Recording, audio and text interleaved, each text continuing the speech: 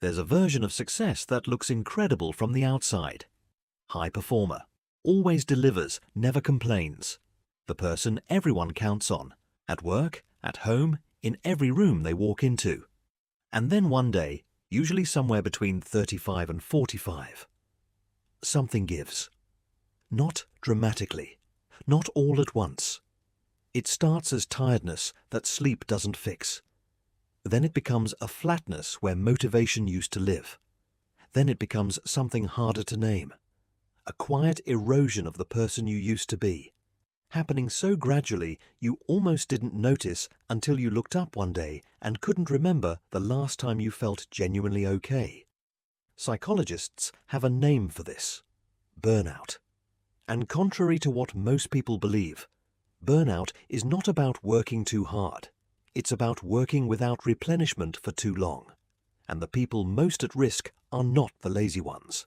They're the driven ones, the capable ones, the ones who never learned that sustainability requires something different from pure performance.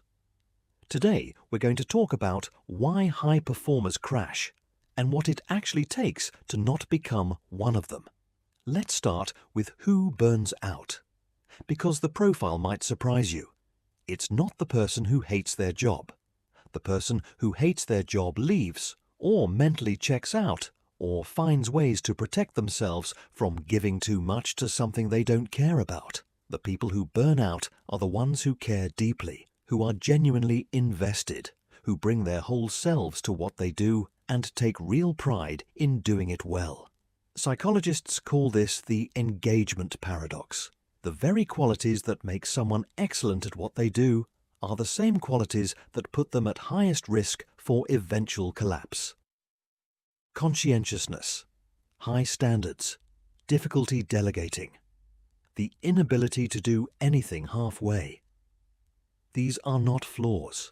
They are the traits of someone who takes things seriously, but taken to their logical extreme, without adequate recovery built in, they become the architecture of a crash.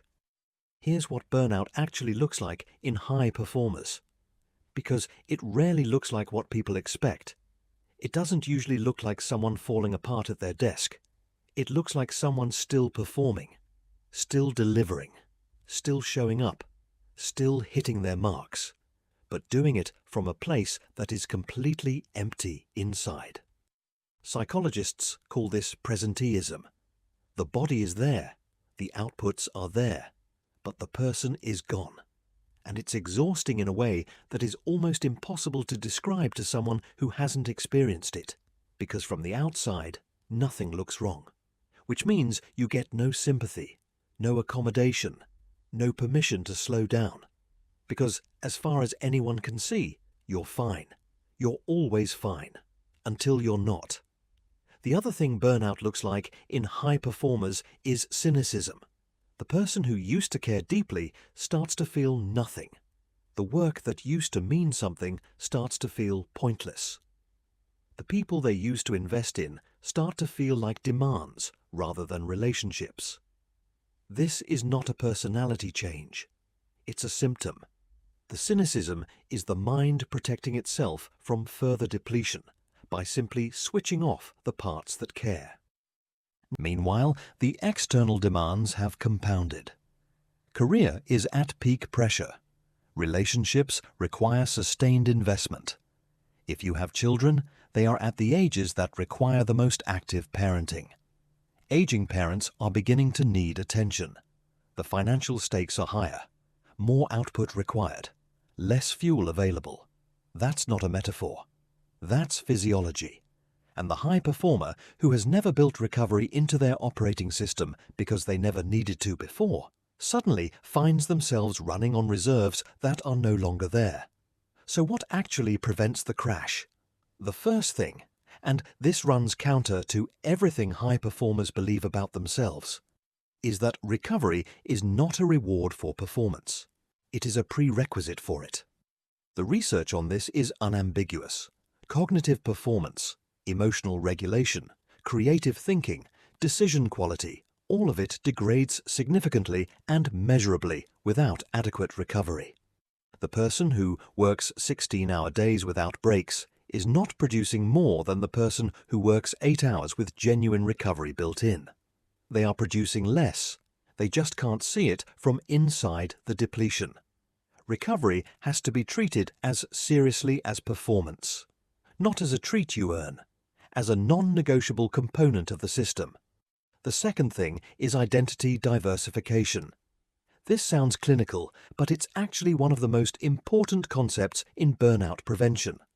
High performers are particularly vulnerable to what psychologists call identity fusion, the merging of self-worth with professional output. When what you produce becomes who you are, any threat to your performance becomes a threat to your existence. And maintaining that level of existential stake in every deliverable is simply not survivable long-term. Having a self that exists outside of what you produce, relationships, interests, physical experiences, creative outlets that have nothing to do with your professional identity, is not a luxury. It's structural protection. The people who don't crash by 40 are almost always the ones who have maintained enough of themselves outside their performance that a bad quarter at work doesn't constitute an identity crisis. The third thing is learning to recognize the early signals, because burnout doesn't arrive suddenly. It sends warnings for months, sometimes years, before the crash. Persistent tiredness that sleep doesn't fix. Decreasing satisfaction from things that used to feel rewarding. Increasing irritability at small things. Difficulty concentrating in ways that used to come naturally. A growing emotional numbness. A sense of going through the motions. These are not weakness. They are data. And the high performer's instinct to push through, to perform harder, to prove to themselves and everyone else that they can handle it, is precisely the wrong response. The right response is to treat the signals as the emergency they are, before the crash makes the decision for you. Here's what I want to leave you with. Sustainability is not the enemy of excellence. It is the only path to it. The people who perform at the highest level for the longest time are not the ones who gave everything and burned out at 40. They are the ones who learned, sometimes the hard way, that the system requires maintenance. That recovery is part of the work, that you cannot pour from an empty vessel, no matter how capable the vessel is. You are not a machine, and even machines require maintenance. Build it in before the crash builds it in for you. If something in this landed, it's probably not the first time your body has tried to tell you,